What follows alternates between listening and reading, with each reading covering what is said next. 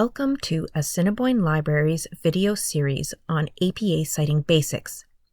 In this video, we'll introduce you to the foundational piece of citing, identifying reference elements. Identifying the pieces of information required for your reference is the first step to citing. If you don't know where to find the reference elements, you can't cite. Reference elements are the pieces of information that uniquely identify a source. They're what make up a reference. In this video, we'll introduce you to what the reference elements are. It's important to note that some reference elements aren't included in a source, and that's okay. Citing styles like APA allow for information that isn't provided. If an element isn't provided, leave it out of your reference. You can't include information you don't have. Generally, reference elements can be broken down into 4 categories. These 4 categories are called the 4 W's of citing. The 4 W's are who, when, what, and where. Let's look at each of the W's to see what pieces of information they include. Who means the person or group responsible for creating the content. This can be an individual author or multiple authors, for example, Maya Angelou as an individual author, or Anna Sutton and David Taylor as a multiple author. It can be a group author or organization, for example, the Government of Canada, American Psychological Association, or the Heart and Stroke Foundation of Canada. Or it could be an editor, for example, Tammy Myers or Tracy Breitag. When means when the source was published. It can also refer to when the content was changed. This can be a publication date, a date updated, a date modified, or a book copyright date. There are 2 important things to remember when looking for the date.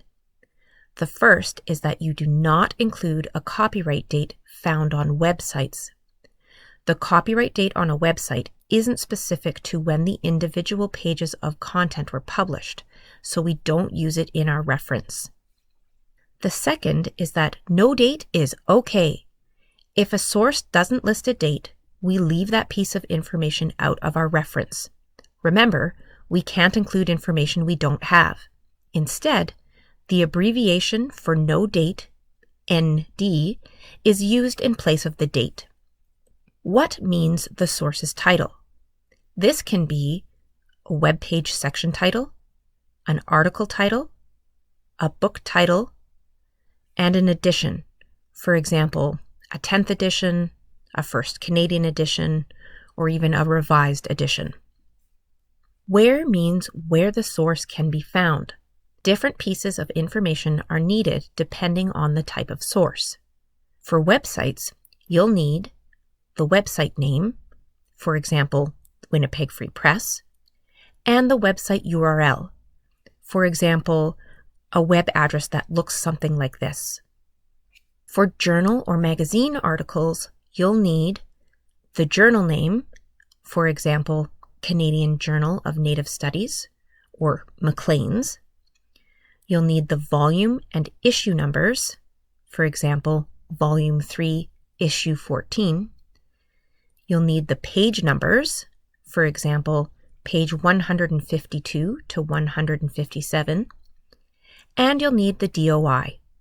DOI stands for Digital Object Identifier. It's simply a unique link which provides reliable access to an electronic resource. An example of a DOI might look something like this. For books and ebooks, you'll need the publisher, for example, Elsevier or Penguin Books, and the DOI or URL if the book is available online.